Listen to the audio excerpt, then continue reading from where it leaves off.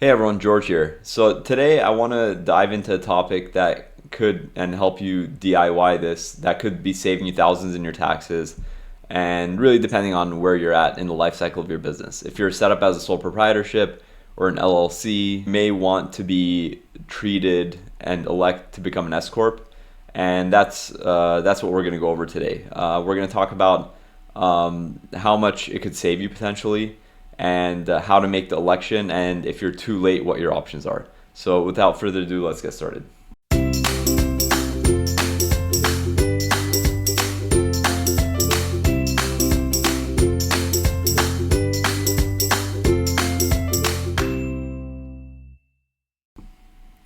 So an S Corp isn't a separate type of company, it's simply a tax election. It's basically you telling the IRS, hey, I want all my profits to pass through to me personally, and I want to save a lot of money on self-employment taxes. So let's say you're a contractor making $150,000 net income, and for all intents and purposes, our net income we'll say is equal to our taxable income to keep it simple. So 150K is your take home. So if you're simply an LLC, you're going to pay on top of your regular individual income tax brackets 15.3% self-employment taxes on top of your regular taxes. So that would amount to a lot of tax. So how do you get around this? One way is to elect for S corp treatment, and although you would save a lot on self-employment taxes, you still have to pay yourself what's called a reasonable compensation. But that if you took that 150,000 and times 15.3%, so that's $23,000. Now, let's say you became an S corp. And you have to pay yourself a reasonable comp, and let's say you paid yourself $80,000. So now that $150,000 that you're, taking to yourself, 80,000 is being run through payroll, which is actually a requirement of being an S corp. The IRS still wants their cut of self-employment. So 80,000 you run through payroll, and $70,000 you take as a distribution. Assuming that distribution is coming out of your earnings and everything, you should be fine in terms of there's no additional tax on that distribution. However, that 80,000 you're still paying that self-employment tax on. So what ends up happening in the net is you're paying $12,000 of self-employment taxes as opposed to $23,000. The $23,000 related to the $150,000 that you originally were being taxed on, as a regular LLC, on top of your other income taxes. And now you reduce that $23,000 to $12,000. So that's a very significant, savings in tax, $11,000 on what is 150K, which, you should be able to get to that net income pretty quick. So when is the deadline to elect to become an S corporation? If you're a new business, you should do it within 75 days of formation of the entity. For an existing business, you should do it by March 15 of the year that you want it to take effect. If you miss those deadlines, don't worry. There is a late election relief, and I'm going to go over that in this one example coming up. So now, how do you file for S corp treatment? One way is to reach out to your CPA or an attorney. You could do that too. Or you could DIY it. It's not the most difficult thing. And that's what I want to go over today on this episode. We're going to walk through one example together. So let's go ahead and do that. Okay, so here, what you can do if you want to DIY this, you can go to irs.gov/forms-pubs, like this address right here. You could just Google IRS Form 2553. That should come up. You want to go to the current revision, Form 2553, and this opens up. I would highly suggest saving this down somewhere on your computer. Once you do that, you can go ahead and open up the PDF. And here, this is very simple. So we're gonna go we're gonna make up a company right now. We're gonna call it Ghazarian Construction LLC. Okay, and then we're just gonna make up an address. Street, Los Angeles, California. I'm just gonna make up a zip code. And then so here you want to put your EIN. You should already have your EIN. That should have been already applied for with SS4, everything. When you set up the LLC, you should have gotten the EIN. If you didn't, you can apply to get one online. A lot of times, if you check all the right boxes, they'll give it to you right away, and you can just download it online. Anyway, so here. So we just made up an EIN there. Okay, the date incorporated is going to be it's basically going to be the formation date that's in your articles of, organization or articles of incorporation that's filed by the states. You're basically going to get that from your articles. State of incorporation, assuming, from California or whatever state you're in, you always want to pretty much set up as a calendar year. I mean, you could set up as a fiscal year if you have like a good reason. A lot of, let's say, construction clients, they want to align with, school district year ends, 6:30, or like other government bureau year ends, at 9:30 or whatever. But I mean, if you don't have to, it just causes you more problems or more of a, headache every year. So I would just go calendar year. Almost everybody does. On line E, you're going to want to put the date that you want the S election to be effective. So if this is the first year that you've incorporated and you're making it effective as of the date you incorporated, it's going to be the same date as that line B above, which, in our case here is March 1, 2025. However, if you could go as far back with late election relief as 3 tax years. However, if the company started over 3 years ago, for example, or you're just not making a late election relief, you're going to want to start it, assuming it's a calendar year, on January 1 of the year that you want it to be effective. Let's say you did this in 2026, you would, but the company started in March 1, 2025. You would do January 1, 2026. Hopefully you don't have more than 100 shareholders. As a matter of fact, that's one of the requirements. You can't have more than 100 shareholders.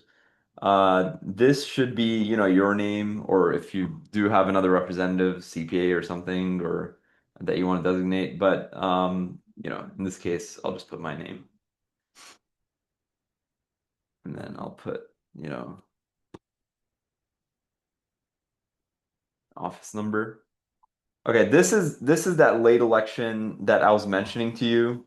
So if you are filing late past, either the 75-day window from when you formed the LLC or, corporation, and mind you, you could select either an LLC or a corporation. So either way.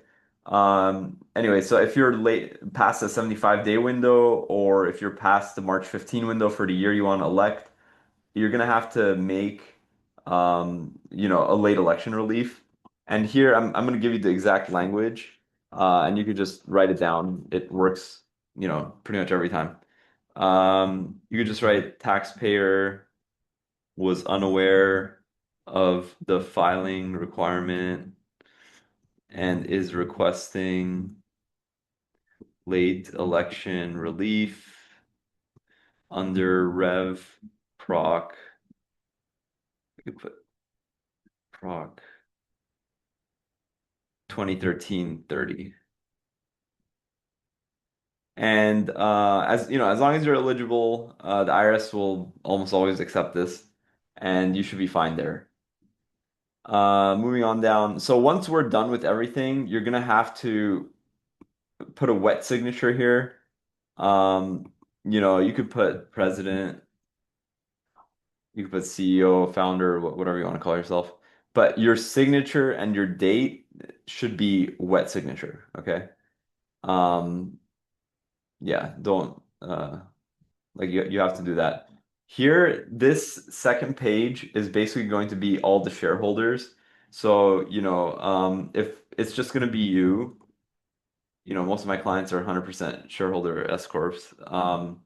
You could just put your name. You're gonna have to put your address. Oregon, Main Street, Los Angeles. Okay, again, signature date should be wet, signatures and dates.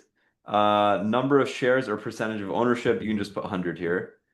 Date acquired. The date acquired is just going to be, the date that basically it incorporated, assuming you've been the only shareholder from day one. So 3/1/2025. Yeah. You're going to put your social security number here. And mind you, this is going to be your social security number as the owner. This is going to be the EIN number. I mean, I know right now it's basically the same number, but this is just, for example purposes. Here you're going to put shareholders tax year end. It's going to be 12/31. So that's it. This is effectively all you have to do. And then you have to sign it. Sorry, print it, wet sign, wet sign, wet date over there. I know there's other pages over here, but as long as your calendar year end, which I recommend you could just pretty much ignore this page, 3. This is qualified subchapter S trust. This So basically, the four requirements of an S Corp are that it be a domestic corporation or LLC, U.S.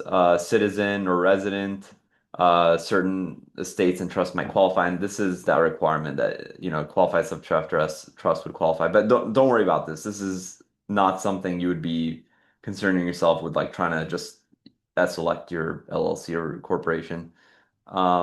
Other requirements are under 100 shareholders and only one class of stock. So there's four requirements. It's domestic. It has to be domestic. It has to be an individual. The owners have to be individuals or certain estates and trusts, under 100 shareholders and one class of stock. So as long as you have these four requirements, you could be an S Corp owner. That's a very long-winded way of saying don't worry about pages 3 and 4. Like you're only concerned with pages 1 and 2, okay?